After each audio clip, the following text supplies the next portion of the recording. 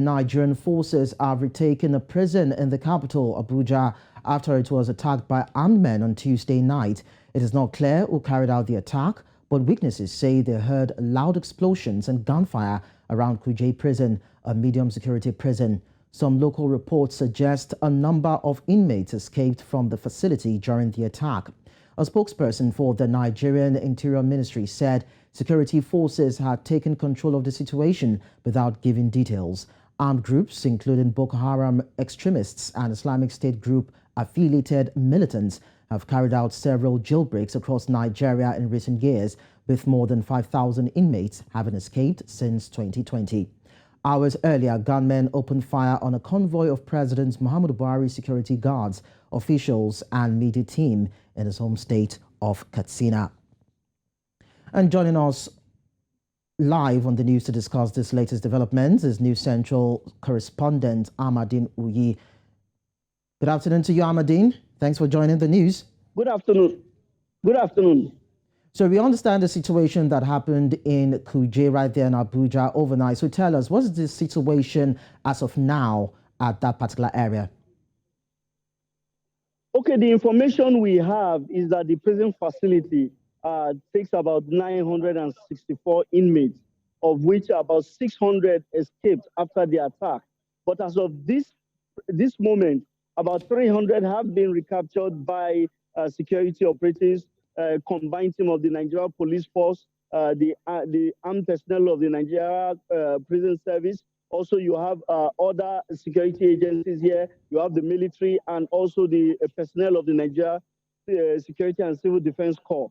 Now, a lot of journalists are here to get more information, but no official has come out to speak to the press. We are still waiting, but from what we can see, if you see just by my right, you see a burnt hires bus. It's meant to be a 30-seater burnt hires bus. There are several burnt vehicles around the premises. Just behind the camera there, there's also another burnt saloon car. But if you look behind me, just look behind me, you see a wall, you see a broken down wall, and you see several staff of the Nigeria Correctional Service here. What we have heard is that there's a serious manhunt ongoing to see that they recapture as many of those that escaped the jailbreak. Well, it's a bit of reprieve to hear that a handful of them have been captured, Amadin. But then tell us, we hear of reports that Abakari was among those who was said to have escaped from the prison. Is there any way you can confirm that report? Now, there were suspicions earlier because this is the prison facility, the correctional service facility, where he's being housed for the duration of his trial. When the attack occurred late last night, it was a 3-hour attack. It started something around 10:30 towards 11 p.m. to around 2 a.m. in the morning. There were indications and insinuations that he had escaped.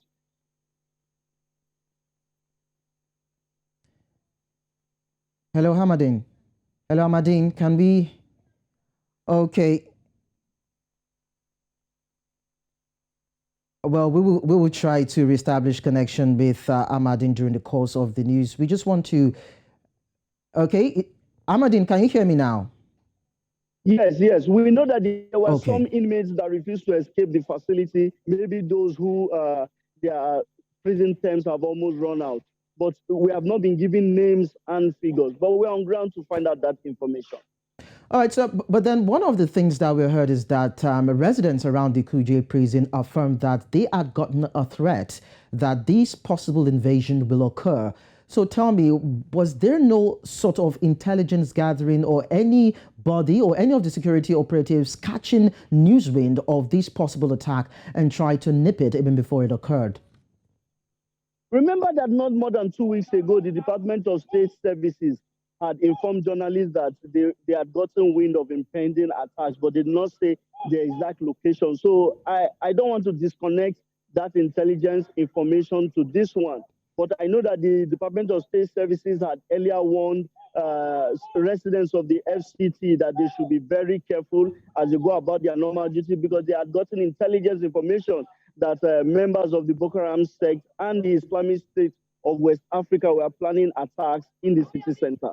So, but I would not want to disconnect that to this current attack. Okay, so finally, Amadin, before we let you go, so there's a speculation that the apparatus, that is the security apparatus of the country, is a little bit overwhelmed because we heard of some hours earlier that the security guards, that's the security details of the president, was attacked by hoodlums or maybe by bandits or by gunmen or non gunmen, as it were. So, what do you think the situation may be? Because earlier on, you talked about a 3-hour attack on the prison's facility.